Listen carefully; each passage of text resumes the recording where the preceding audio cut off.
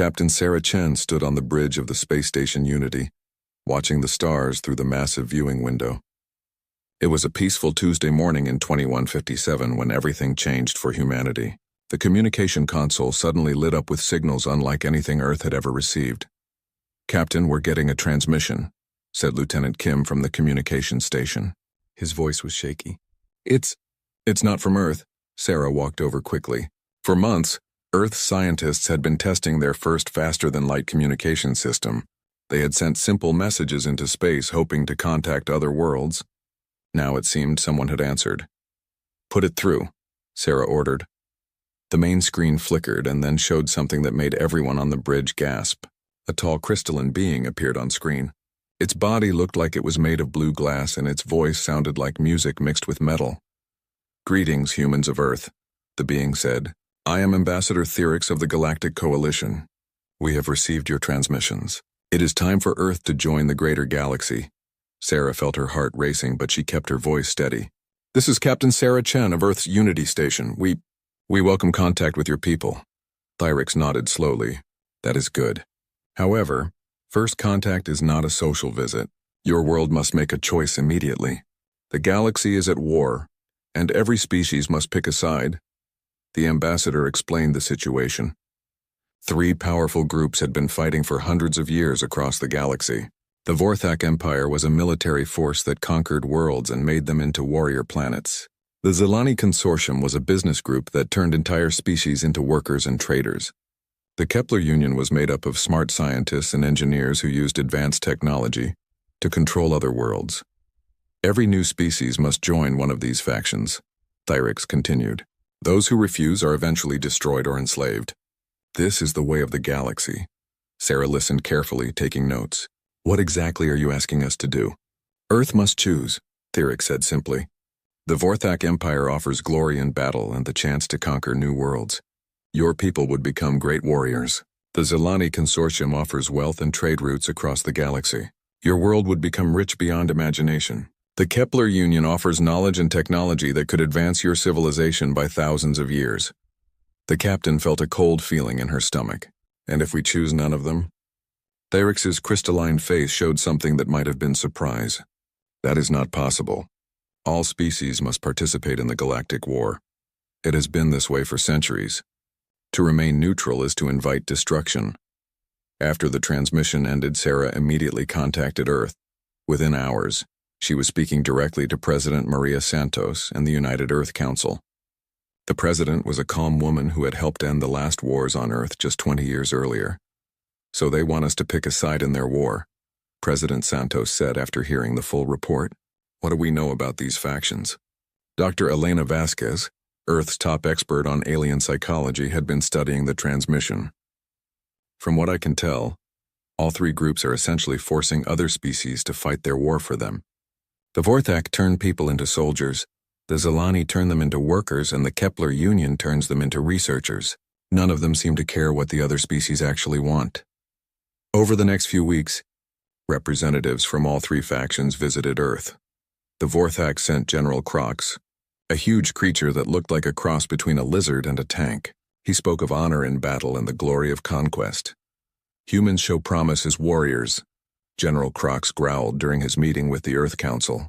"Your history shows you understand conflict. Join us, and your children will become the greatest soldiers the galaxy has ever seen." The Zelani representative was Director Yenna, a smooth-talking being that changed colors as she spoke. She talked about wealth and prosperity. "Your planet has resources we need," Director Yenna said, her skin shifting from green to gold. "Join our consortium and every human will live in luxury. We will build great cities on your world and give your people access to markets across the galaxy." The Kepler Union sent Professor Zeld, a floating brain-like creature surrounded by mechanical arms. He offered knowledge and technology. "Your species shows scientific potential," Professor Zeld said, his mechanical voice echoing in the council chamber. "We can teach you to build ships that travel between stars in seconds, computers that think faster than any human mind, and weapons that can destroy entire solar systems."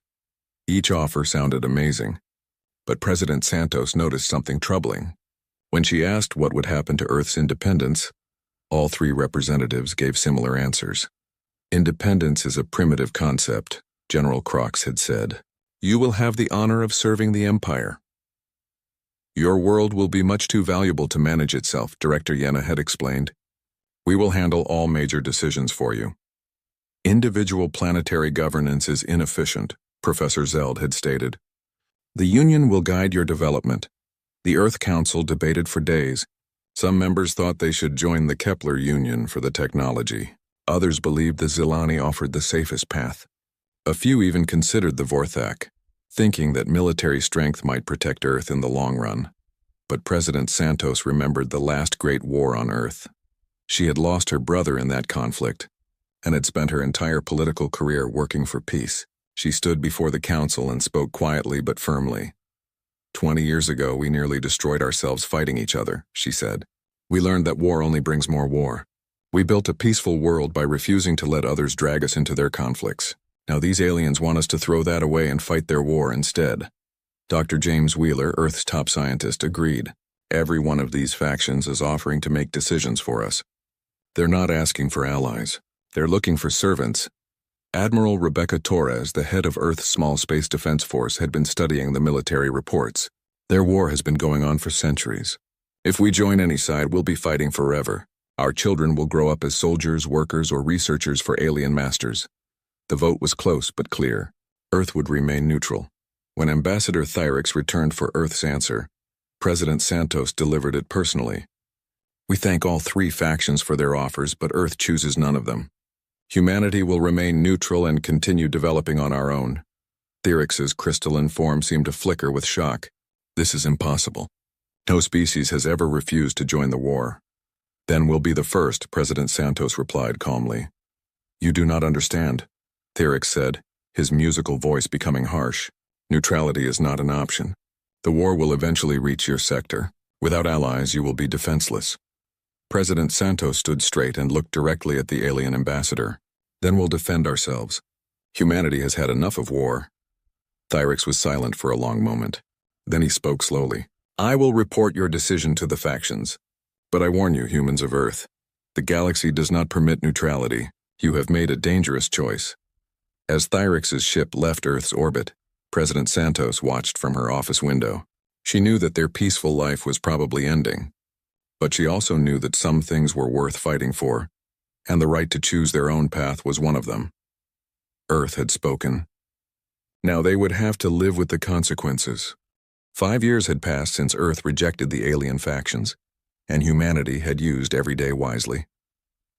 Dr. James Wheeler stood in his laboratory on Mars Colony, watching his latest fusion engine test. The blue flame burned steadily in the vacuum chamber, producing more power than anything Earth had built before. The output is incredible, said his assistant, Dr. Park.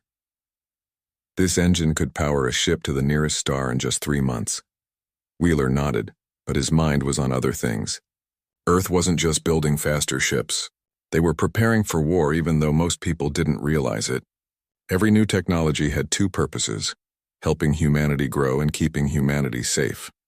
Back on Earth, Dr. Yuki Tanaka was making her own breakthroughs. Her medical research had found ways to make humans stronger, faster, and able to heal more quickly. She told the public it was for colonists working in dangerous environments. She didn't mention that it would also help soldiers survive in battle. The new treatments are working perfectly, Dr. Tanaka reported to the Secret Defense Committee. Humans can now work in high gravity, survive in thin air, and recover from injuries twice as fast as before. Admiral Rebecca Torres listened to these reports in her office deep below Earth's surface. As head of the Space Defense Force, she knew the real situation. Earth was living on borrowed time. Show me the latest intelligence, she said to Captain Chen, who now worked as her intelligence chief. Sarah activated the holographic display. It showed a map of nearby space with red marks indicating battle zones. The war is getting worse. In the past year, 17 species have been completely enslaved. The Altarian Republic tried to stay neutral like us. The Vorthak Empire wiped out half their population and turned the rest into soldiers. Torres studied the map grimly. The red zones were getting closer to Earth. What about the refugees? 3 ships this month, Sarah replied. We're following protocol. Medical aid, supplies, then they move on to the outer colonies. But the stories they tell, The refugees had brought horrifying news. The war wasn't just about conquest anymore. The three factions were competing to see who could be most brutal. Entire planets were being strip-mined until they were lifeless rocks. Alien children were taken from their families and trained as soldiers before they could even walk. Some species had been genetically changed so much they couldn't survive without their masters.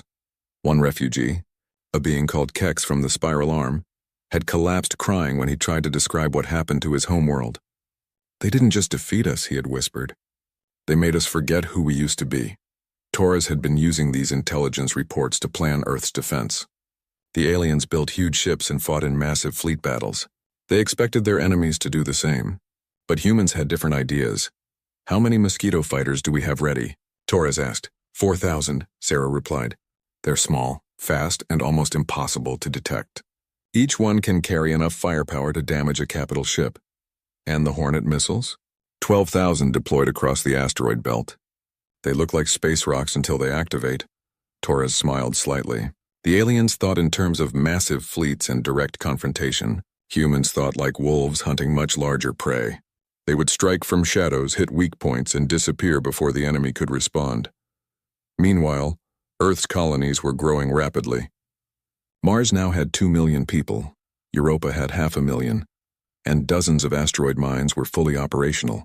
But these weren't just colonies, they were fortress bases, each one capable of defending itself and supporting Earth if needed. President Santos, now in her second term, was visiting the Europa colony when the next alien message arrived. She was touring the underground cities when Admiral Torres contacted her through secure communication. "Ma'am, we've received another transmission from the Vorthak Empire. They're not happy." Santos sighed. She had been expecting this. "What do they want now?" "General Kroc says Earth has 72 hours to reconsider our position. They're calling our neutrality a dangerous example to other species." The president understood immediately. Other worlds were starting to ask why they had to fight in the Galactic War. If Earth could stay neutral, maybe they could too. The three factions were worried that their supply of forced allies might dry up. "What's our official response going to be?" Santos asked. "The same as always," Torres replied. Polite but firm refusal. But privately, Torres was worried. Her spies throughout the galaxy had reported something disturbing. The three factions, who normally hated each other, had been having secret meetings. They were talking about the Earth problem and how to solve it. Dr. Elena Vasquez had been studying alien psychology for 5 years now, and she had learned something important about their enemies. "They're not like humans," she explained to the Defense Committee. "When we fight to win and then make peace. When they fight, fighting becomes their whole way of life. They can't imagine a world without war." This was why Earth's neutrality scared them so much. Humans had proven that peace was possible, that species didn't have to fight forever. If this idea spread, their entire civilization would collapse. Dr. Wheeler's team had been working on their most secret project in a hidden base inside the asteroid series. They called it the Shepherd program, artificial intelligence that could think like humans instead of like computers. Standard AI follows logical patterns, Wheeler explained to Torres during her secret visit. "It's predictable, but human thinking includes intuition, creativity, and controlled chaos. Our AI can make decisions that seem random but are actually brilliant. How does that help us? Alien computer systems are designed to fight other alien computers. They use logic to predict and counter enemy moves, but they can't predict or counter something that thinks the way humans do." As the 5th year of Earth's independence ended, Torres received the intelligence report she had been dreading. All three factions were moving ships toward Earth's sector, not to attack each other, but to finally deal with the humans who refused to join their war. "How long do we have?" President Santos asked during the emergency meeting. 6 months, maybe less, Torres replied. "They're still arguing about how to divide Earth's resources after they conquer us. But they've agreed that we have to be stopped." Santos looked around the room at Earth's leaders. These were good people who had spent years building a peaceful world. Now they were about to face the greatest test in human history. "Are we ready?" she asked. Torres stood up straight. "We're as ready as we can be. Our technology is better than theirs in many ways. Our tactics are completely different from what they expect. And we have something they don't understand." "What's that?" "We're fighting for our home. They're fighting for their masters. As the meeting ended, Santos walked to the window and looked up at the stars. Somewhere out there, massive alien fleets were preparing to enslave or destroy humanity. But Earth would not go quietly into the night. The price of peace, it seemed, was preparing for war. And humanity was finally ready to pay that price. The emergency session of the United Earth Council was unlike any in human history. President Santos sat at the head of the table, looking at the faces of Earth's leaders. They had just received the most horrifying message their species had ever heard. Ambassador Thyrix appeared on the main screen, but he was not alone. Behind him stood representatives from all three galactic factions: General Crox of the Vorthak Empire, Director Yenna of the Zelani Consortium, and Professor Zeld of the Kepler Union. For the first time in centuries, the three enemies had united for a single purpose. Humans of Earth, Thyrix began, his crystalline voice colder than space itself. The three great powers of the galaxy have reached an agreement regarding your world. Santos felt her blood turn to ice, but she kept her expression calm. We're listening. General Crox stepped forward, his massive form filling the screen. Your refusal to join the galactic war has become a problem. Other species are starting to believe that neutrality is possible. This cannot be allowed. Director Yenna's skin shifted from gold to deep red as she spoke. You have 72 hours to choose a faction. Any faction. This is your final chance. Professor Zeld's mechanical arms moved as he delivered the rest of the message. If you continue to refuse, corrective action will be taken. Your adults will be relocated to labor facilities on distant worlds. Your children will be removed and raised as soldiers, workers, or researchers depending on which faction claims them. Santos felt the words hit her like physical blows. Around the table, she could see the same shock and horror on every face. They weren't just threatening to conquer Earth. They were threatening to take human children away from their families. You have made us do this, Thyrix continued. Your example threatens the stability of the galactic order. Other species must see what happens to those who refuse to participate. The transmission ended, leaving the council chamber in terrible silence. Dr. Elena Vasquez was the first to speak, her voice shaking with rage. They're threatening our children. They're talking about taking babies and turning them into slaves. Defense Minister Robert Kim slammed his hand on the table. This is beyond warfare. This is genocide. Santos looked around the room. Some members looked terrified, others angry, but all of them looked determined. We need to consider our options carefully. The survival of our species depends on what we decide in the next 72 hours. The debate that followed was the most intense in Earth's history. Some council members argued for submission, pointing out that humanity couldn't possibly fight three galactic superpowers at once. Others insisted they should choose the least horrible faction and hope for the best. The Kepler Union might be our best choice, suggested Science Minister Dr. Anderson. At least they value intelligence. Our children might have better lives as researchers than as soldiers or laborers. There is no good choice here, Admiral Torres replied firmly. All three factions are talking about taking our children away from us. That's not negotiable. Dr. Vasquez had been studying the psychology of the alien message. I need to tell you something important, she said. This isn't just about controlling Earth. They chose the worst possible threat they could make. What do you mean? Santos asked. Taking children from their parents is something that every human culture considers the ultimate evil. They could have threatened to destroy our cities, kill our leaders, or enslave our adults. But they specifically chose to threaten our children. They want us to be so terrified that we'll surrender immediately. Dr. Wheeler, who had been silent until now, spoke up. They made a mistake. They don't understand humans at all. Explain, Santos said. In their cultures, individuals serve the group absolutely. Parents would give up their children if their leaders ordered it. They think we're the same way. They don't realize that threatening human children doesn't make us surrender. It makes us fight like cornered animals. Admiral Torres stood up and activated the tactical display. I've been preparing for this moment for 5 years. Yes, we can't win a conventional war against three galactic powers, but we don't fight conventional wars. The display showed Earth's defensive preparations, thousands of small, fast ships hidden throughout the solar system, weapon platforms disguised as asteroids, underground bases that could survive planetary bombardment, and most importantly, detailed intelligence about alien tactics and weaknesses. They're used to fighting each other, Torres explained. They use similar technologies and strategies. Massive fleets, direct confrontation, overwhelming firepower. They've never fought humans. What makes us different? Asked President Santos. Everything, Torres replied. We evolved as pack hunters. We work together instinctively. We're persistence predators. We never give up once we start hunting. And most importantly, we fight differently when our families are threatened. Dr. Tanaka had been running calculations on her tablet.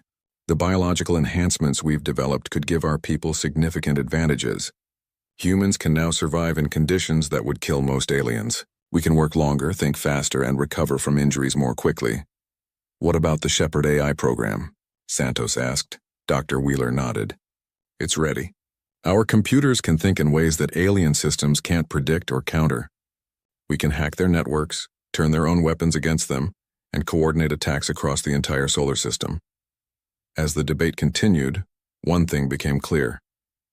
Every single council member, even those who had argued for surrender, agreed on one point. They would not let aliens take human children.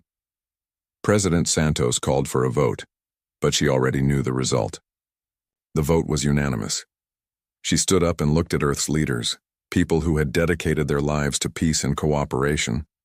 Now they were about to declare war against most of the galaxy. We need to send our response, Santos said. What should we tell them? Admiral Torres spoke for everyone in the room. Tell them they picked the wrong enemy. The message that Earth broadcast to the three factions was short and direct.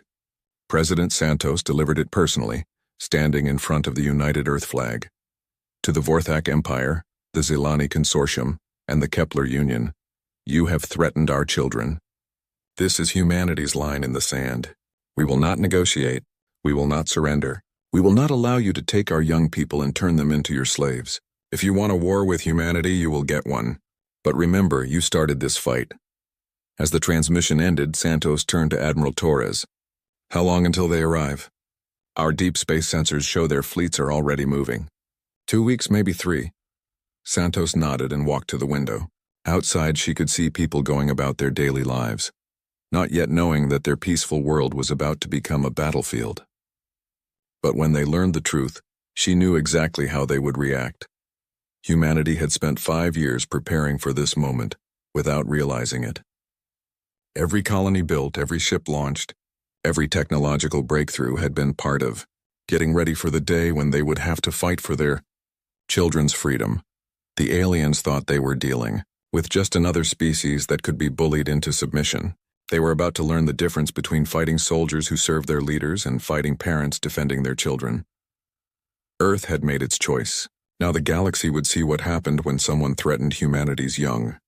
The alien fleet that arrived at Earth's solar system was the largest military force ever assembled in galactic history. 300 massive warships from the three factions hung in space like metal mountains, their weapons capable of burning entire planets to ash. General Croc stood on the bridge of his flagship, the Eternal War, watching Earth through the view screen. The small blue planet looked so peaceful, so helpless. This will be quick, he told his officers. One demonstration of our power, and the humans will surrender. On the Zilani command ship Prophet's Edge, Director Yenna was already calculating how much money they could make from Earth's resources. Such a rich world, she said, her skin shifting to a pleased golden color. The humans will make excellent workers once they're properly motivated. Professor Zeld observed from the Kepler Union vessel, Logic's Triumph, his mechanical arms scanning the Earth system. Curious. I detect no large defensive fleets. Perhaps the humans have already accepted their fate. They were all wrong. Captain Sarah Chen sat in the cockpit of her fighter, the Defiant, hidden inside a hollowed-out asteroid near Jupiter. Around her, 3,000 other human pilots waited silently. They had been there for days, watching the alien fleet arrive, learning their patterns. Remember, Chen spoke into her communicator, we don't try to match their firepower. We're mosquitoes hunting elephants. Hit fast, hit hard, disappear. On Earth, Admiral Torres watched the alien fleet from her underground command center. The aliens had positioned themselves exactly where she had hoped they would, in a perfect formation for what humans called a turkey shoot. All stations. This is command. Torres spoke calmly into her microphone. The enemy has threatened our children. Show them what happens when someone makes that mistake. Execute Operation Hornet's Nest. What happened next would be studied in military academies for centuries. The first surprise came from the asteroid belt. Thousands of objects that the aliens had dismissed as space rocks suddenly came alive. The Hornet missiles, disguised as asteroids for months, activated their engines and swarmed toward the alien fleet. "Sir, we have incoming missiles," shouted a Vorthak officer. "Thousands of them!" General Crox wasn't worried. "Activate point defense systems. These primitives think they can hurt us with simple rockets." But the Hornets weren't simple rockets. As the alien defensive systems began shooting, the missiles suddenly changed course in ways that violated everything the aliens knew about physics. They moved like living things, dodging and weaving through defensive fire. Dr. Wheeler's breakthrough in fusion drives had made this possible. The Hornets could accelerate and turn so quickly that alien targeting computers couldn't track them. Worse, they were controlled by Shepard AI that thought like humans instead of like machines.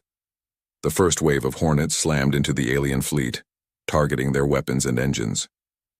The massive alien ships were designed to fight other capital ships, not swarms of small, intelligent missiles.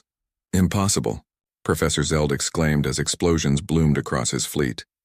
"No missile can move like that." But the real attack was just beginning. Captain Chen led her fighters out of their hiding places throughout the solar system. The Mosquito fighters were tiny compared to the alien ships, but they were faster and more maneuverable than anything the galaxy had ever seen. "All fighters, engage," Chen ordered. "Remember your targets: communication arrays, sensor clusters, and engines. Make them blind and deaf!" The human fighters swarmed over the alien fleet like angry wasps. The aliens tried to shoot them down, but the fighters were enhanced with Dr. Tanaka's biotechnology. Human pilots could withstand G-forces that would kill most aliens, allowing them to make turns and accelerations that seemed impossible. Lieutenant Rodriguez pulled his fighter through a spiral that would have liquefied a Vorthak pilot, then fired a particle beam directly into a dreadnought sensor array. "Target down!" "They can't see us coming from the port side." The aliens had never faced anything like this.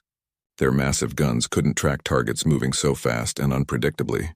Their shields were designed to stop other capital ship weapons, not swarms of small craft attacking from every direction. But humanity's secret weapon wasn't just technology, it was psychology. Dr. Vasquez had spent years studying alien warfare, and she had discovered something crucial. Alien military thinking was rigid and hierarchical. When their commanders gave orders, subordinates followed them exactly, even if the situation changed. Human military thinking was different. Every pilot, every ship captain, every soldier was trained to adapt and improvise. When the situation changed, humans changed with it. "This is Defiant," Captain Chen radioed to her squadron. "The enemy flagship is trying to retreat behind that moon. Wong, take your group and cut them off. Miller, hit their engines before they can jump to hyperspace." The pilots immediately understood and adapted their attack. No alien commander could coordinate such complex maneuvers in real time, because alien crews weren't trained to think for themselves. Meanwhile, Earth's most secret weapon was activating. The Shepard AI systems began infiltrating alien computer networks, using the chaos of battle to slip past their defenses. "Shepard 1 is inside the Vorthak network," reported Dr. Wheeler from his control center. Beginning data corruption and system takeover. The AI didn't just hack alien computers, it understood them in ways their creators never intended. Shepard AI could predict what alien systems would do because it understood the logical patterns they followed. Then it could disrupt those patterns in ways that seemed random, but were actually devastating. On General Crox's flagship, weapon systems began firing at their own ships. "What's happening?" he roared. "Sir, our computers are malfunctioning," his technical officer replied. "They think our own ships are enemies." "Fix it." "We're trying, but the system keeps changing." It's like it's thinking for itself. Similar chaos was spreading through all three fleets. Zilani ships found their engines shutting down randomly. Kepler Union vessels had their sensors showing false targets everywhere. The aliens' greatest advantage, their superior technology, was turning against them. But the most devastating blow came from an unexpected source. On the bridge of Earth's flagship Indomitable, Admiral Torres received a message from deep space. "Admiral, this is Captain Foster on the Ranger. We've captured a Vorthak communication ship. The prisoners are asking to surrender."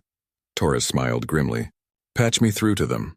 The alien communication officer appeared on screen, his reptilian features showing pure terror. Please, human leader, we surrender. We didn't know. We thought you were just another weak species. What didn't you know? Torres asked. We didn't know you were you. Our commanders told us humans were cowards who would surrender as soon as we arrived. They said you had no real weapons, no real defenses. They didn't tell us you fight like what? Like demons. Like creatures from our worst nightmares. Your ships move like living things. Your weapons think. Your pilots do things that should kill them, but they just keep fighting. Torres leaned forward. Listen carefully. Send this message to your fleets. Humanity is offering terms for surrender. Any ship that powers down its weapons and submits to boarding will be treated according to our laws of war. Any ship that continues fighting will be destroyed. Within hours, the tide of battle had completely turned. The three great galactic powers, who had expected to crush Earth in a few hours, were facing total defeat. Some alien ships tried to flee, but human forces had positioned themselves throughout the solar system. There was nowhere to run. Some tried to fight to the end, but human tactics made traditional space warfare impossible. The aliens couldn't adapt fast enough to counter humanity's fluid, creative approach to combat. Most chose surrender. By the end of the day, Earth's solar system was filled with disabled alien warships. The largest military force in galactic history had been defeated by a species they had considered primitive. Admiral Torres stood on the bridge of her flagship, looking at the tactical display. Green lights showed captured alien vessels. Red lights showed the few ships that had been destroyed when they refused to surrender. Ma'am, Captain Chen reported from her fighter. We're receiving surrender signals from the remaining ships. The alien commanders are requesting permission to speak with you. Torres nodded. Tell them we'll talk. But first they need to understand something.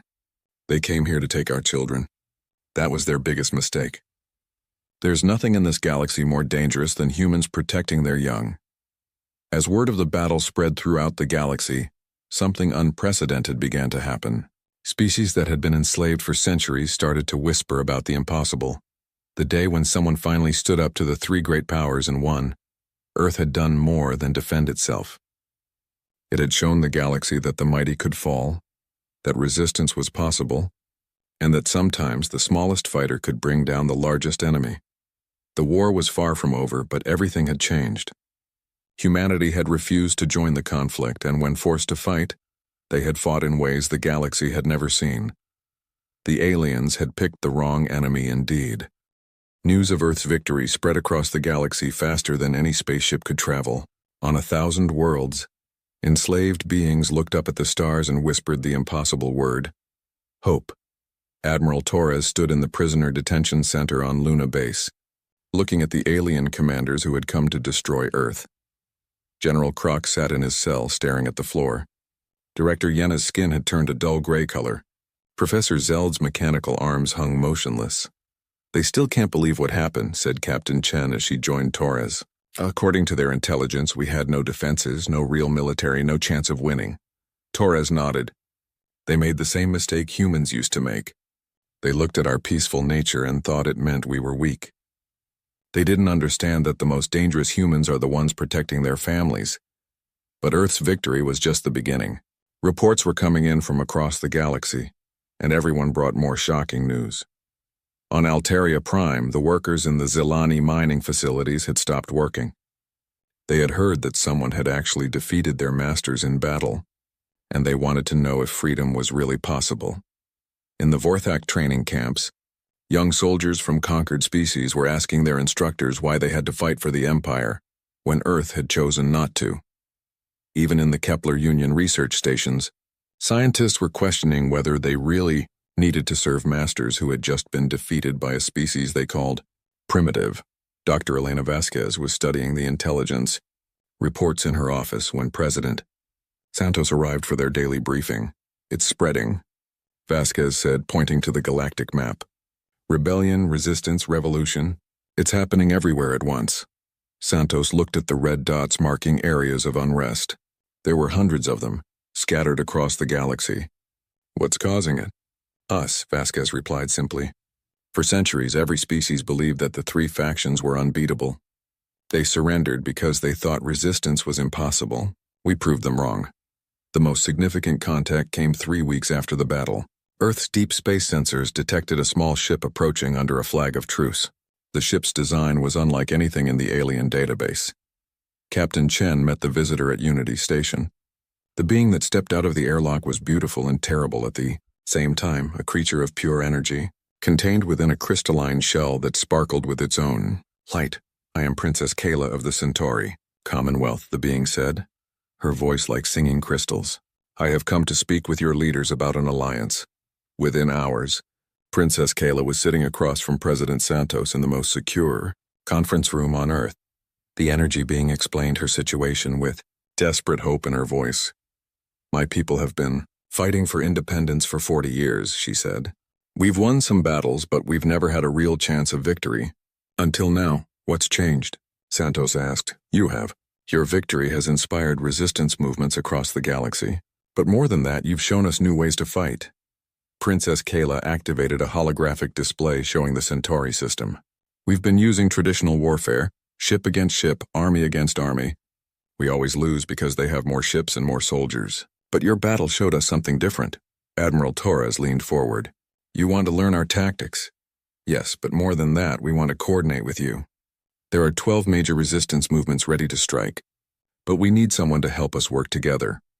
Over the following weeks, Earth became the center of something unprecedented, a galaxy-wide rebellion against the 3 factions.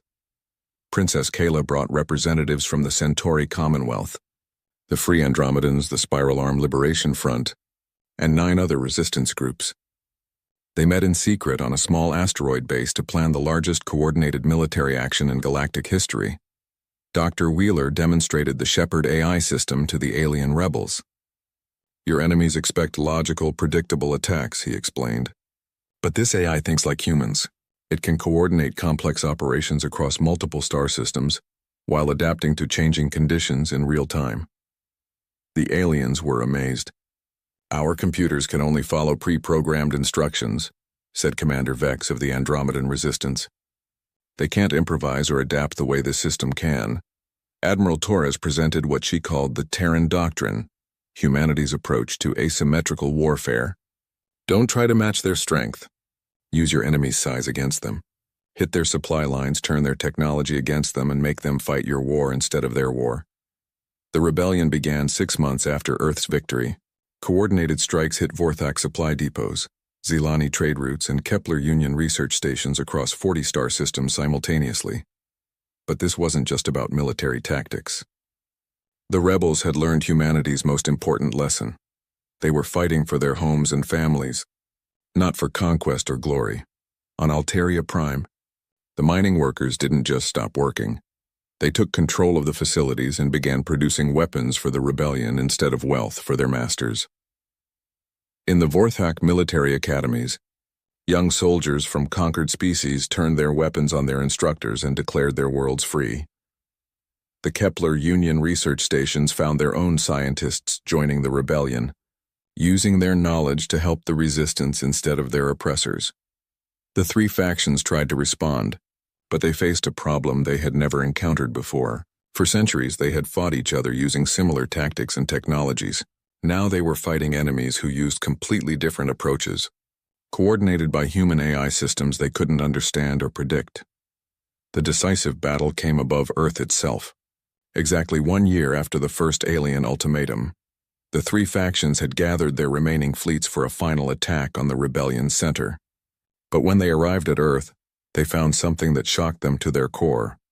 The planet was defended not just by human ships, but by vessels from dozens of species, Centauri energy fighters, Andromedan stealth cruisers, Altarian converted mining ships, and many others. Admiral Torres stood on the bridge of the Indomitable, now flagship of the Galactic Liberation Fleet. Around her, alien officers worked alongside humans, all of them united by a common cause. This is Admiral Torres of Earth to all faction fleets, she broadcast on all frequencies. You are outnumbered, outgunned, and out of time. Your enslaved worlds have risen against you. Your own people are joining the rebellion. This is your last chance to surrender. The response came from General Krog, who had somehow escaped from Luna Base and retaken command of a Vorthak fleet. Humans, you have destroyed the Galactic Order. We will fight until our last ship is destroyed. So be it, Torres replied. The battle that followed was unlike any in galactic history. The Resistance fleet fought with human tactics but alien technologies, creating combinations that the faction fleets couldn't counter. Centauri energy weapons, guided by human targeting systems carved through Vorthak armor like it was paper. Andromedan stealth ships coordinated by Shepard AI appeared and disappeared faster than alien sensors could track. Altarian mining ships converted into carriers launched swarms of human-designed fighters. But the most devastating weapon was something the factions had never faced before. An enemy that truly believed in what they were fighting for. The rebellion wasn't fighting for conquest or wealth or power. They were fighting for the right to choose their own future, to raise their children in freedom, to live without fear. Within hours, the faction fleets were in full retreat. The galactic war that had raged for centuries was finally ending. 3 months later, Ambassador Thyrix returned to Earth, but not as a representative of the factions. The crystalline being now spoke for a coalition of former faction worlds that wanted to negotiate peace. The 3 factions have agreed to a ceasefire, Thyrix announced to the United Earth Council. They request that Earth mediate a peace treaty. President Santos, now recognized as the leader of the Galactic Rebellion, stood before representatives from 50 different species attending via quantum communication. Peace was always possible, she said simply. You just had to want it more than you wanted to win. The Treaty of Terra was signed 6 months later. It dissolved the 3 factions and created the Galactic Cooperative, a democratic confederation where no single power could dominate others. Earth became the neutral capital of this new government, with humans serving as peacekeepers and mediators throughout the galaxy. Dr. Wheeler's final research log summed up the whole amazing story. The aliens said neutrality was impossible. They were wrong. What was impossible was staying neutral once they threatened our children. Humanity doesn't start fights, but we finish them. Years later, human ships bearing the emblem of the Galactic Cooperative could be seen throughout the galaxy, helping to maintain the peace that Earth's refusal to fight had ultimately created. And on every ship, in every human colony, in every school where human children learned about their history, there was a simple plaque with 5 words that reminded everyone what happened when someone made the mistake of threatening humanity's young. Never again. Thank you for watching, and comment for next part. The crystal towers of Kasara Prime burned against the dark sky. Juan stood at the window of the High Council chamber, watching his world die. Below him, the city that had stood for 10,000 years was crumbling. The beautiful spires that once caught starlight and turned it into music now lay broken like shattered glass. High Counselor, Nari's voice was soft behind him. The eastern districts have fallen. The machines are moving toward the central core. Juan turned from the window.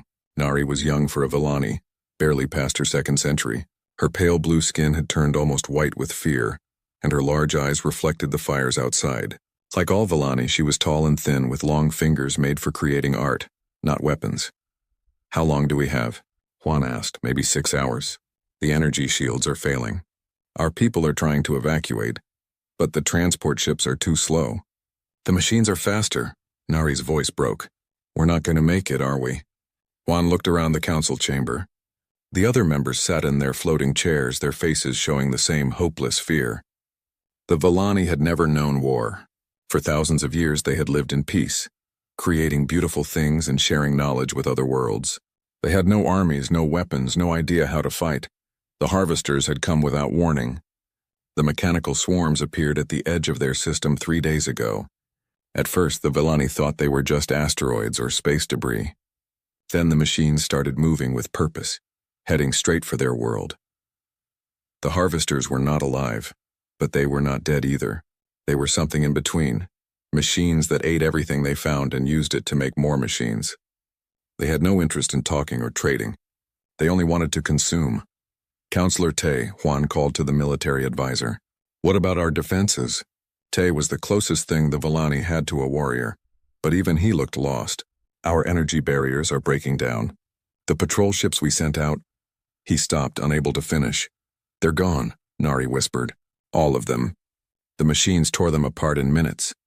Through the window, Juan could see the harvester drones moving through the streets like metal insects. They were the size of small buildings with dozens of arms that could cut through anything. Behind them came the larger machines, the ones that looked like moving factories. These bigger machines ate the pieces the drones cut away, processing everything into new materials. "We have to call for help," Juan said finally. "Who would help us?" Tay asked. "The Altrurian Republic is too far away. The Crystalline Collective has their own problems. Even if they wanted to help, they couldn't get here in time." "Then we call everyone," Juan said. "We send a message to every star system in the galaxy. Someone will answer." Nari looked uncertain. "But sir, the emergency beacon protocols require approval from all council members, and we've never used the wideband distress signal before. It goes out to every system, even the restricted ones." "Restricted ones?" Juan asked. "The quarantine zones, the dangerous worlds, the places the Galactic Council marked as too risky for contact." Juan thought about this for a moment. Outside, another crystal tower fell with a sound like breaking bells. "Do it anyway. Send the message to everyone, everywhere." The other council members nodded slowly. They had no choice left. Nari moved to her communication station.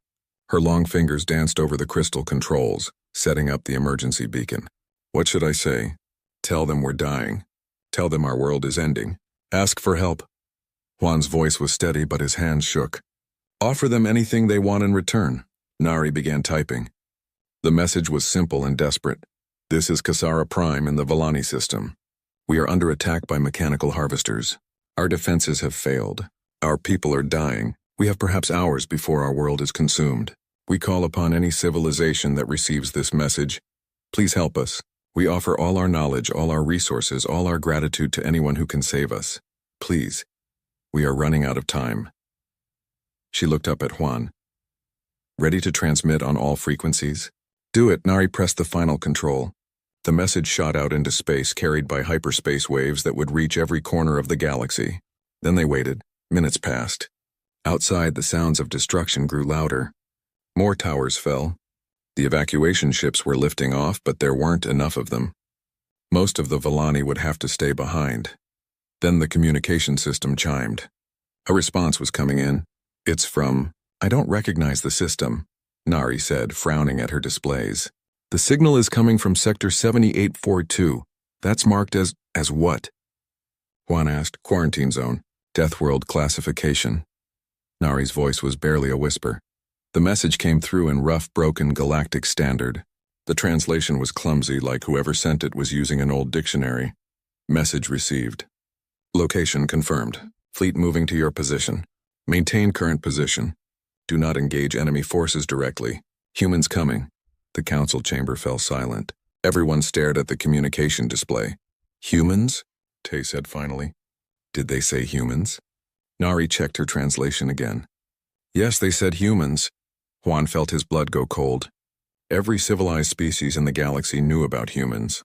They were the monsters from the quarantine world. The Death Worlders who scared even the bravest explorers. Stories about them were told to keep children from wandering too far from home.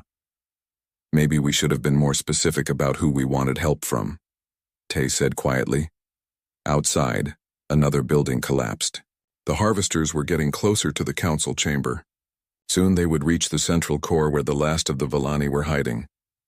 "It's too late to change our minds now," Juan said.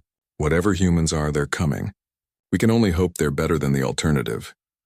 As if to remind them of that alternative, a massive explosion shook the building. Through the window, they could see one of the Harvester factory ships moving through the city center, eating everything in its path. The Vellani had called for salvation. Instead, they had summoned something that might be even more dangerous than the machines that were killing them. But as Juan watched his beautiful world burn, he realized that dangerous might be exactly what they needed. On the trade station orbiting Alturia Prime, Bach nearly dropped his tea when he heard the news. The Vellani had called for help and humans were responding. "Are you sure?" he asked the communication officer who had brought him the message. Bach was an Altrurian diplomat, tall and graceful like most of his people, with skin that shifted colors based on his emotions. Right now it was showing deep purple, the color of worry. "Yes, sir." The hyperspace monitors picked up the human fleet moving through Sector 7840. "They're heading straight for Vellani space." Bach set down his tea with shaking hands. He was one of the few beings in the galaxy who had actually met humans face to face. The memory still gave him nightmares. It had been 50 years ago when the humans first made contact with the Galactic Council. Bach had been young then, eager to meet a new species. The humans had seemed normal enough in the early transmissions. Bipedal, roughly the same size as most civilized species, speaking in clear tones about peaceful contact. Then they had arrived. The human delegation had walked into the Grand Assembly like they owned it. They moved differently than any species Bach had ever seen, with confidence that bordered on arrogance, as if they feared nothing in the universe. Their leader had been a female who called herself Admiral Chen, though she wore no visible armor or weapons. "Greetings," she had said in accented galactic standard. "We represent the planet Earth and the human species. We come in peace." The words were normal. Everything else about them was wrong. Bach remembered staring at Admiral Chen and feeling his skin turn white with terror. She had scars on her face, actual scars, marks where her flesh had been torn and healed. Among civilized species, medical technology prevented such things. Only primitive worlds allowed their people to carry the marks of violence. But that wasn't the worst part. The worst part was her eyes. They were the eyes of a predator, constantly moving, watching everything. When she looked at him, Bach had felt like prey. The human delegation had answered questions for hours. With each answer, the assembled species grew more horrified. "Your world has how many different climates?" Chancellor Vex had asked. "Earth has everything from frozen ice sheets to burning deserts," Admiral Chen had replied casually. "Most humans live in areas where the temperature changes by 40 degrees or more during the year. Some of our cities experience weather that would kill most species we've met. And you live there voluntarily? We adapted to it. Made us stronger." The questions continued. The humans described a world where massive storms regularly destroyed cities, where the ground shook violently without warning, where deadly creatures hunted in every environment. They talked about these things like they were normal. "What do your people do for recreation?" someone had asked. Admiral Chen had smiled, showing her teeth. "Among most species, showing teeth was a threat display. We have many activities. Some humans enjoy jumping from high places with only a cloth to slow their fall.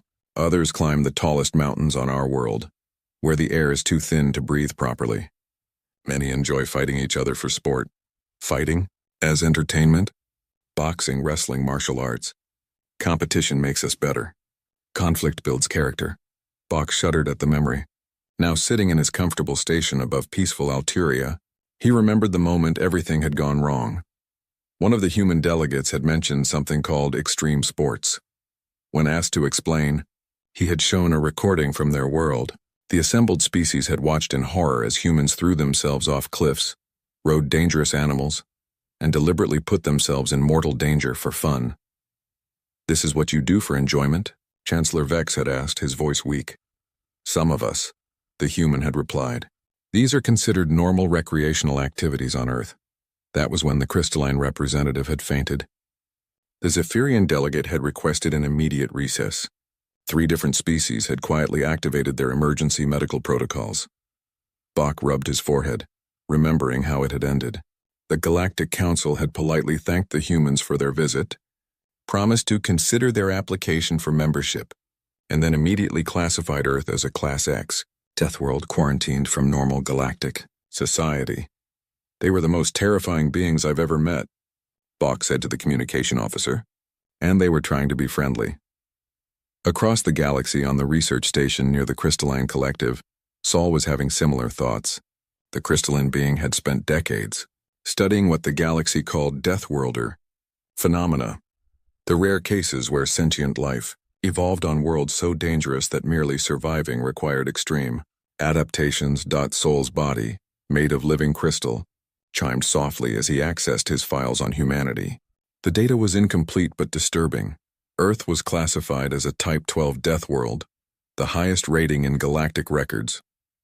Most worlds with ratings above Type 6 never developed sentient life. The few that did usually produced species that were either extremely violent or extremely paranoid, or both. Humans seemed to be neither. They appeared to be relatively peaceful by their own standards. That was what made them so frightening. Soul's research had uncovered fragments of human culture and history. They were a species that had survived ice ages, asteroid impacts, volcanic eruptions, and dozens of other extinction-level events. They had evolved in an environment where everything, the weather, the animals, even the plants, was trying to kill them. But instead of becoming paranoid or overly aggressive, they had developed something else. They had learned to work together against impossible odds. They had developed concepts that didn't exist in galactic civilization: courage, sacrifice, determination in the face of certain death. Saul chimed again as he found a particular file. It was a recording from the Human First Contact mission, a conversation between Admiral Chen and a Galactic Council member about human history. "Your species has fought wars?" the counselor had asked. "Many wars," Admiral Chen had replied, "but we've also fought together against greater threats. When our world tried to kill us, we learned to protect each other." "Protect each other how?" "Sometimes by fighting, sometimes by dying so others could live. We have a saying, 'No one gets left behind.'" The counselor had tried to understand. "You mean you would risk your own lives to save others?" "Not just risk. Die if necessary. To protect the innocent, to save the weak, to do what's right." Admiral Chen had paused. "I think you would call it duty." The counselor had ended the interview shortly after that. The concept of deliberately sacrificing oneself for others was so alien to galactic civilization that most species couldn't even understand it. Now, 50 years later, Saul wondered what would happen when that concept met the harvester machines. On the Trade Federation ship near the galactic rim, Kang was running calculations. The data analyst was good with numbers, and the numbers about humans were disturbing. Their first contact record showed humans who could survive injuries that would kill 3 other species. They healed faster than any known biology should allow. They could function in environments that would be lethal to most civilized beings, but that wasn't what worried Kang. What worried him was their technology. The human ships that had brought their delegation were primitive by galactic standards, but they were built differently than anything in known space. Where most species built elegant, efficient vessels optimized for speed and comfort, humans built their ships like fortresses. Their hulls were thick enough to stop weapons that could pierce normal starship armor. Their engines were overpowered, built to work even when damaged. Everything about their technology suggested a species that expected to be shot at regularly. What kind of beings build their civilian ships to survive military attacks? Kang muttered to himself. The answer, he suspected, was beings who lived on a world where everything was a military attack. As reports came in about the human fleet heading toward Volani space, the galaxy watched with a mixture of curiosity and terror. No one had ever seen humans at war. They had only seen humans at peace, and that had been frightening. Enough. Now they were about to witness what the Deathworlders did when someone threatened innocent people. The universe was about to learn why evolution had made humans into monsters, and why sometimes monsters were exactly what you needed. The human fleet dropped out of hyperspace at the edge of the Volani system, like a pack of predators arriving at a kill. Admiral Min stood on the bridge of her flagship, watching the tactical displays update as her ships took position. The fleet was not beautiful. Where other species built elegant vessels that looked like works of art, human ships looked like they were designed for war. The hulls were thick and angular, covered in armor plating that showed the scars of previous battles. Weapons bristled from every surface, and the engines glowed with barely contained power. "Sensors are picking up massive activity around the planet," reported Lieutenant Hai from her station. She was the youngest officer on the bridge, fresh from the academy, but her voice was steady. "Multiple artificial constructs. They're tearing the planet apart." Admiral Min studied the display. The harvester machines were everywhere, swarming across the surface of Kasara Prime like metal parasites. The beautiful crystal cities that the Volani had built over thousands of years were being systematically destroyed and consumed. "Captain Day," Min called to her Special Forces commander. "Analysis?" Captain Day was a compact man with hard eyes and hands marked by old scars. He had seen action against space pirates, rogue AI systems, and worse things that lurked in the dark between stars. He studied the tactical readout with professional interest. "Classic swarm pattern," he said. "Harvesters work like army ants.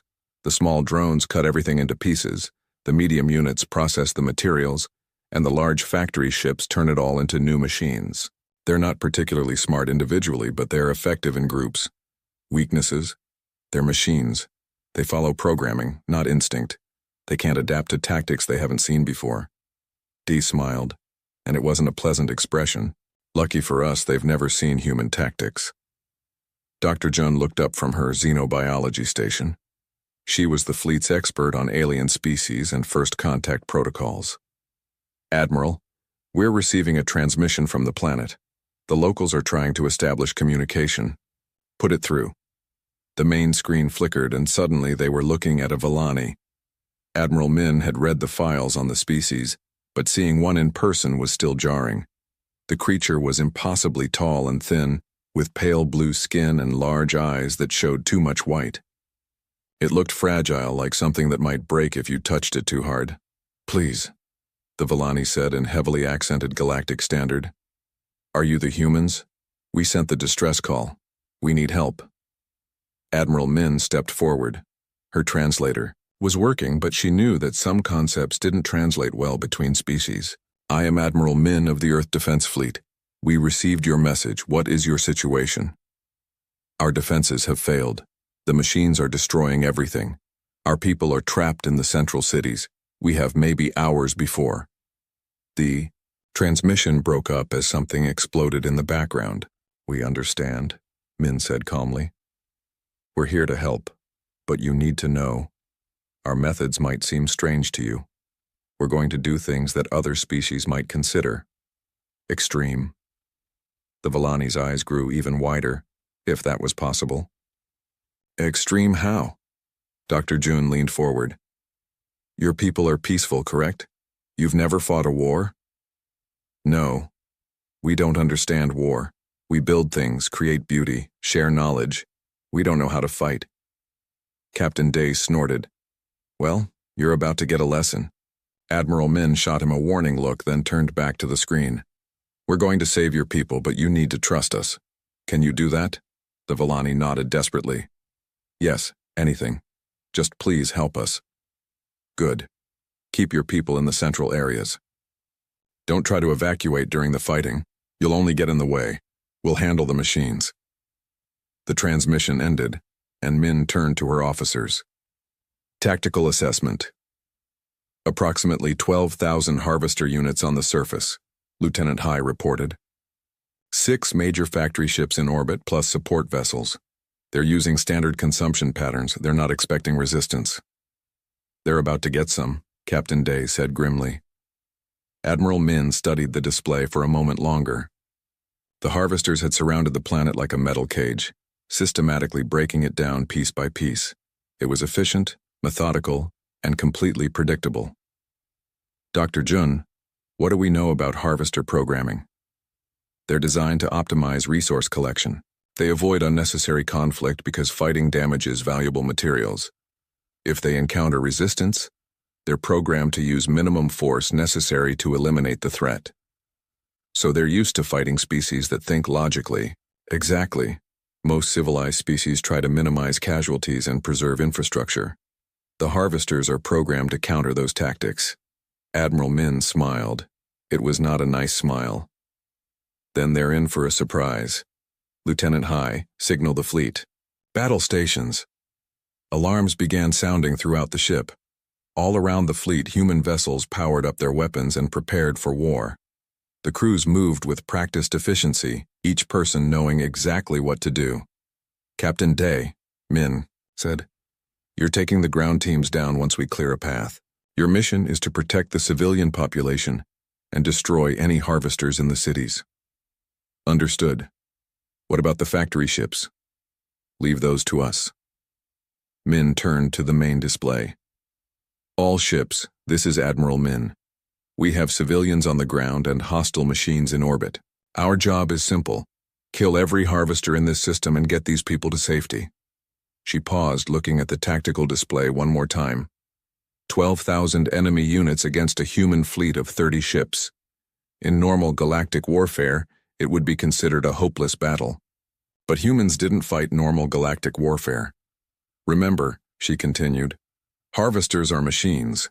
They think like machines. They expect us to act rationally, to preserve our ships and minimize our losses. They expect us to fight like civilized beings. Around the fleet, human crews checked their weapons and prepared for battle. Many of them were veterans of the Outer Rim conflicts, where they had fought pirates, rogue AI, and things that were even worse. They had learned to fight in environments that would kill other species against enemies that showed no mercy. But we're not civilized, Admiral Min said quietly. We're humans, and these machines just made the mistake of threatening innocent people in front of us. The harvesters detected the human fleet's approach and began repositioning to defend their operation. Their movements were precise and logical, designed to maximize their defensive capabilities while minimizing resource expenditure. They had no idea they were about to face an enemy that considered resource expenditure irrelevant when innocent lives were at stake. All ships, Admiral Min commanded. Attack formation. Show these machines what Death Worlders do when someone hurts the helpless. The human fleet moved forward, and the battle for Kasara Prime began. The first wave of human fighters screamed toward the harvester formation like bullets fired from the void.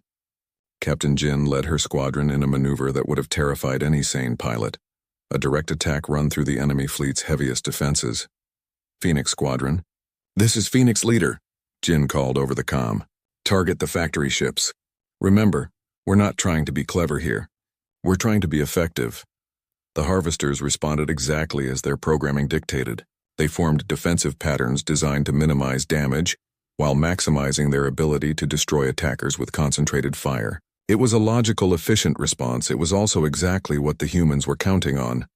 Phoenix 2, Phoenix 3, break left and draw their fire, Jin ordered. Phoenix 4 through 8, follow me.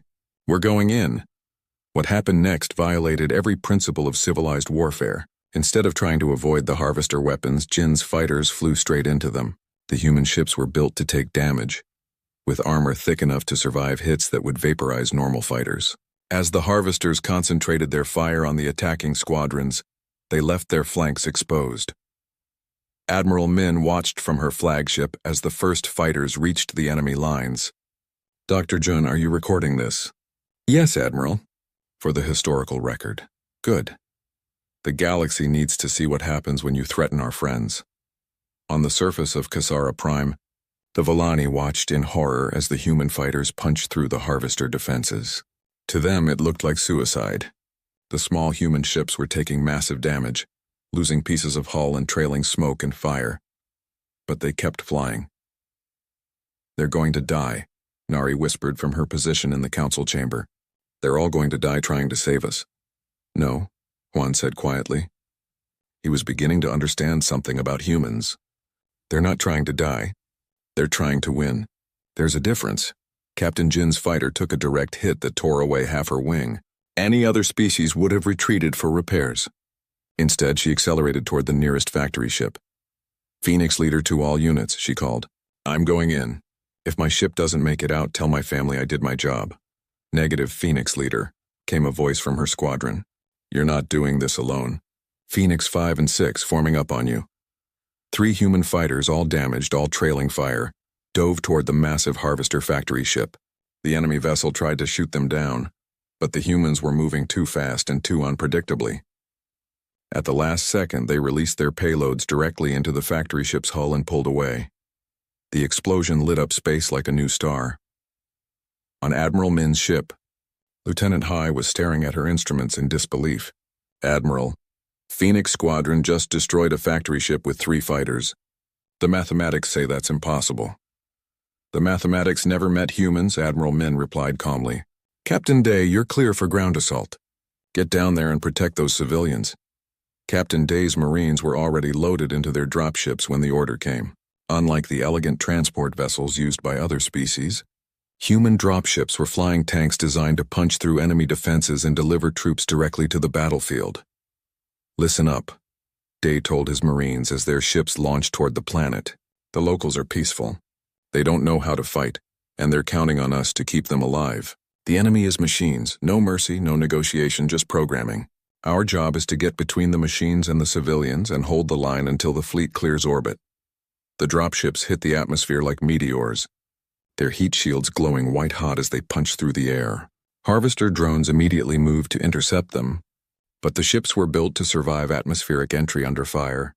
Sergeant Wu, leading the first ground team, watched the tactical display as his ship approached the landing zone.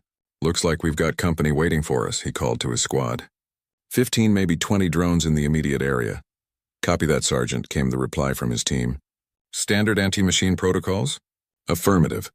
Remember, these things are programmed to fight logical opponents, so don't be logical." The dropship slammed into the ground hard enough to crack the landing pad. Before the dust had settled, the Marines were already moving out, their weapons ready. The Harvester drones were waiting for them, just as expected. What the drones weren't expecting was the way the humans fought. Instead of taking cover and engaging in a prolonged firefight, the Marines charged directly at the enemy positions. They used explosives not as weapons of last resort but as primary tools. When their guns ran out of ammunition, they switched to backup weapons. When those ran out, they used their tools as clubs. Sergeant Wu's team reached the first group of Volani civilians within minutes. The aliens were huddled in what had once been a beautiful garden, now torn apart by the Harvester drones. They looked up at the armored humans with a mixture of hope and terror. "We're here to help," Wu said, his translator converting his words into Volani. "Stay close to us. We're going to get you to safety." One of the Volani, an elderly male with pale blue skin marked by age, stared at the human sergeant. "You're really going to protect us?" "That's what we do," Wu replied simply. As if to prove his point, a Harvester drone chose that moment to attack. The machine was the size of a building, with cutting arms that could slice through steel. It moved toward the group of civilians with mechanical precision. Sergeant Wu stepped between the machine and the Volani. The drone's sensors registered the human and calculated threat levels. One small organic being against a machine designed to process entire buildings. The outcome should have been obvious. It fired its cutting beam at Wu. The sergeant dodged, rolled, and came up running directly at the machine. His rifle spoke once, twice targeting the drone's sensor array. The machine reeled back, momentarily blinded, and Wu used the opening to plant an explosive charge on its central processing unit. The explosion knocked him backward, but when the smoke cleared, the drone was scrap metal. "Impossible," whispered one of the Volani. "It was 10 times your size." "Size doesn't matter," Wu said, helping the alien to his feet. "What matters is knowing what you're fighting for." Across the planet, similar scenes were playing out. Human Marines were engaging Harvester forces in close combat, using tactics that violated every principle of logical warfare. They fought harder when they were wounded, became more dangerous when their situation grew desperate, and seemed to have no concept of acceptable losses when civilian lives were at stake. In orbit, the space battle was reaching its climax. The human fleet had taken heavy casualties, but they had also destroyed 4 of the 6 Harvester factory ships. The remaining machines were trying to retreat and regroup, but Admiral Min wasn't letting them escape. "All ships pursue and destroy," she ordered. "Don't let a single machine leave this system." "Admiral," Dr. Jun said quietly, "we've lost almost half the fleet. By any reasonable measure, we should withdraw and call for reinforcements." Admiral Min looked at the tactical display, showing the scattered human ships still fighting against overwhelming odds. Then she looked at the planet below, where her Marines were protecting innocent civilians with their lives. "Dr. Jun," she said, "when has humanity ever done the reasonable thing?" The final Harvester factory ships were desperately trying to escape when Captain Jin's reformed squadron caught up with them. Her fighter was held together with emergency repairs and determination, but she still had weapons and the will to use them. "All right, people," she called to her surviving pilots. "One more time. Let's show these machines what humans do when someone threatens our friends." The last of the Phoenix Squadron dove toward the enemy ships, their damaged fighters moving like wounded predators going in for the kill. Behind them, the planet Kasara Prime was safe, its people protected by beings who had come from the darkest corner of the galaxy to stand between the innocent and the dark. The Harvesters had made a simple mistake. They had attacked defenseless people in front of humans, and humans never forgave that kind of mistake. The silence after the battle was almost as unsettling as the fighting had been. Kasara Prime's orbit was filled with the wreckage of Harvester machines, their metal corpses drifting in the void like mechanical ghosts. The human fleet hung in space around them, battered and scarred but victorious. Admiral Min stood in her flagship's medical bay looking at the casualty reports. 14 ships lost, over 3,000 human lives ended, another 1,000 wounded. By the standards of galactic warfare, it was a disaster. By human standards, it was Tuesday. Admiral, Dr. Jun approached with her datapad. The Villani are requesting permission to come aboard. They want to thank us, Min nodded tiredly. Send them to conference room 3, and Jun, make sure they understand that what they saw today was not unusual for us. This is what we do. On the planet's surface, Sergeant Wu was helping to clear the last of the harvester debris from the civilian shelters. The Villani watched him work with expressions of awe and confusion. Several times they had tried to help, but their fragile bodies couldn't handle the heavy lifting that Wu did without thinking. Sergeant, one of the Villani approached him. It was the elderly male from the garden, the one who had asked if the humans would really protect them. I wanted to say, thank you. You saved our lives. Wu paused in his work, looking at the alien with tired eyes. Just doing our job. But you lost so many of your people. So many died for us. How do we repay that? The question seemed to confuse Wu. Repay? You don't repay it. You just live good lives. Be kind to each other. Make your world beautiful again. That's payment enough. The Villani stared at him. You really mean that, don't you? Yeah, we didn't come here for payment. We came because you needed help. An hour later, a small delegation of Villani stood in the conference room of Admiral Min's flagship. High Counselor Huan led the group with Nari and Tai beside him. They looked around the room with wide eyes, taking in the utilitarian design and the scars on the walls from previous battles. Admiral Min, Huan began formally. On behalf of all Villani, I want to thank you. You saved our world. You saved our people. Many of you died for us, complete strangers. We don't understand why you would do such a thing. Admiral Min studied the alien delegation. They were so different from humans. Tall, fragile, built for creating beauty rather than surviving horror. Counselor Huan, can I ask you something? When you sent out that distress call, who did you expect to answer? The Alturian Republic, perhaps. The Crystalline Collective. Civilized species who might have resources to spare for humanitarian aid. And if they had come, what would they have done? Huan thought about it. They would have negotiated with the harvesters, perhaps. Tried to find a peaceful solution. If that failed, they might have offered to evacuate some of our people to safety. But they wouldn't have fought. Fighting is unthinkable to most civilized species. The cost in lives, in resources, in suffering, it's too high. Better to save who you can and accept the losses. Admiral Min nodded slowly. That's the difference between us and them, Counselor. You're right. We're not civilized. We're something else, Dr. Jun stepped forward. What the Admiral means is that humans evolved differently. Our world taught us that sometimes the only way to protect innocent life is to be willing to sacrifice your own. But why? Nari asked, her voice barely a whisper. Why would you risk everything for people you've never met? The question hung in the air for a long moment. Finally, Admiral Min spoke. Because it's right. Because someone has to. Because if we don't stand up for those who can't protect themselves, who will? She walked to the window that looked out at the planet below. Our world tried to kill us every day for millions of years. Ice ages, volcanoes, earthquakes, predators, diseases. Everything wanted us dead. We could have become paranoid, aggressive, violent toward everyone. Instead, we learned something else. What? Huan asked. We learned that the strong protect the weak. We learned that you never leave anyone behind. We learned that some things are worth dying for. She turned back to the Villani delegation. You call us monsters because we're willing to fight and die. Maybe you're right. But sometimes the galaxy needs monsters. Tay, who had remained silent until now, finally spoke. What happens now? The galaxy will know what you did here. They'll know that humans are willing to fight wars for strangers. Let them know, Admiral Min said simply. Maybe some of them will remember that when the next crisis comes. Dr. Jun activated her communication console. Admiral, we're receiving priority messages from across the galaxy. News of the battle is spreading. The main screen lit up with incoming transmissions. Admiral Min read through them quickly, her expression growing more thoughtful with each message. The Alturian Republic wants to know if we're available for security consultation, she read aloud. The Crystalline Collective is asking about mutual defense agreements. The Trade Federation wants to discuss protection services. It seems the galaxy has suddenly discovered that they need us. Will you help them? Huan asked. If they need help and if they ask nicely. Min smiled grimly. But they need to understand something first. We're not mercenaries. We're not conquerors. We're guardians. We protect those who can't protect themselves, not because we expect payment, but because it's right. She turned to look out at the stars.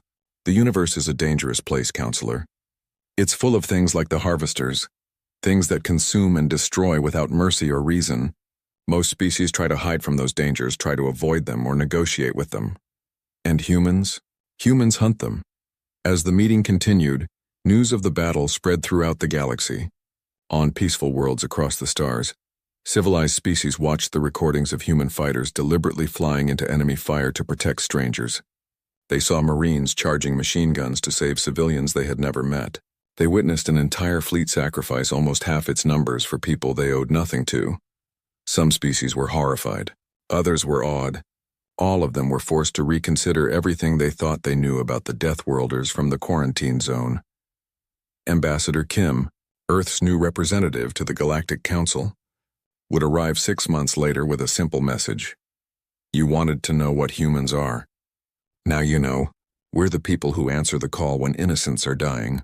We're the ones who stand between the darkness and the light. We're your monsters if you'll have us. The galaxy's response was swift and unanimous. Within a year, human fleets were patrolling the dark spaces between the stars, hunting the things that hunted others. They established bases in the dangerous sectors, the places where other species feared to go. They became the galaxy's first line of defense against the horrors that lurked in the void. The Villani, grateful beyond words, became humanity's first true allies.